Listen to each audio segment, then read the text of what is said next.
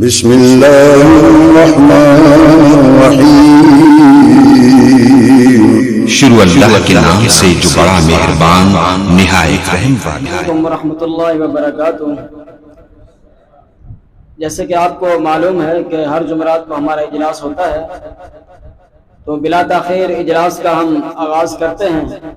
تلاوت قرآن مجید کے لیے میں دعوت دیتا ہوں طلحہ امین کو کہ وہ یہاں تشریف لیں، تلاوت قرآن مجید سنائیں۔ طلحہ امین۔ أعوذ بالله من الشيطان الرجيم. بسم الله الرحمن الرحيم. أرأيت الذي يكذب بالدين فذلك الذي يدع اليتيم ولا يحض على طعام المسكين.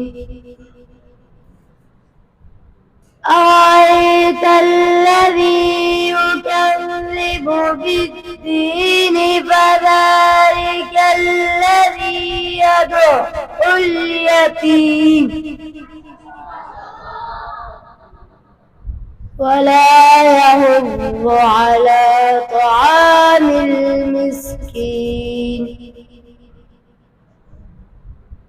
فويل للمصلين الذين هم عن صلاتهم ساهون